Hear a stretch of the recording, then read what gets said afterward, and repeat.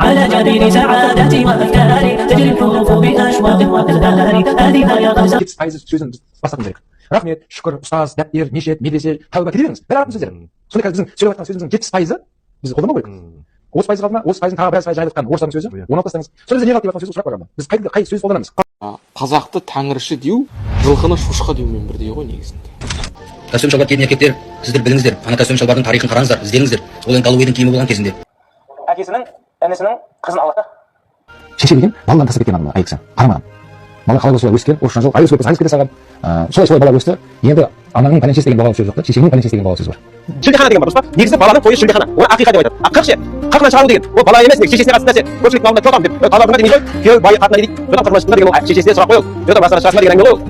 Түсіне алдың ба? Оны бізде культурный жеткізген еді ғой. Абай атамыздың өзі айтады ғой, балаң ілімді болсын десең, араб пен парсының тілін үйрет дейді, басын істесе дейді. Қорлық бермеу үшін. Ұстаз зорламайтын қыздар кім дейді қоғамда? Ашатын жерінден ашып тұрғаннан кейін оны өтептік нәрселер шайтандар, оны зорламай кім зорлайды мысалы.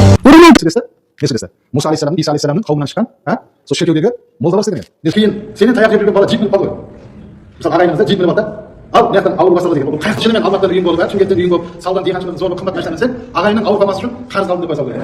Шын сізге жетемейді ғой. Қарыз алдым дейді. Кешегі Қабанбай, Бөгенбай, Наурызбай, Махамбет, Исатай, Райымбек, Қарасайлар жер үшін соғысқан жоқ аймын. Ислам үшін соғысты. Ата дініміз үшін соғысты. Өйткені имансыз ұрпаққа жердің қажеті жоқ еді. Алланың алдында ұлт бірінші орында тұрмайды. Алланың алдында дін бірінші орында тұрады. Мысалға, қазақ ұлт адам бірінші мұсылман ұмытпау керек. Ұлт екінші орында, қазақсың екіншісің. Сен бірінші Құдайдың алдындағы неңді біліп алу керексің. Өзіңнің ұлттық мәртебеңді. Ұлт содан кейін екінші орынға келеді. Бала намаз оқуға, орамал тағуға сізден сұрамайды. Ол Құдайдың парызы. Түсіндіңіз бе? Құдайдың парызы дегенде әке шешеге демалады ғой. Демалыс болады. Олардың күн 8 март деген хайуандардың мейрамы бар. Нағыз адамдар қуатын күн. Талай қыздар қыздығынан айырылады. Талай балдар төбелесіп қырылып, талай өледі. Сол 8 мартты тойлауға болмайды деген. Ақшаны ертең жауап бересің. Сәлем алмаңыздар. Расул айтады, әрбір тиынға жауап бересіңдер. Қайдан таптың? Қайда жұмсадың? Қайда таптың ақшаны? Қайда жұмсадың ақшаны? Және айтамын, бұл жаңа айтып жатқан жаңалық деген мәселесі 1% қоғамға пайда әкелетін күн емес балалар. Тек қана трагедия болатын күн, тек қана қылмыс болатын күн, тек қана адамзатқа сондай бір опасыздық болатын күн ғой негізінде. Саламатсыздар, құрметті қауым қазақтар. Күні жаманшылық хабарлар естуден. Айналайын, мұсылман сымақтар, дін сымақтар, дінкештер, имамдар өткенде мен сіздерге жақсы сөз айтқам. Жақсылық жақпай ма? Кетіңдер оны ауғансыз Сирияға. Мен күлек жаман естіп жатырмын.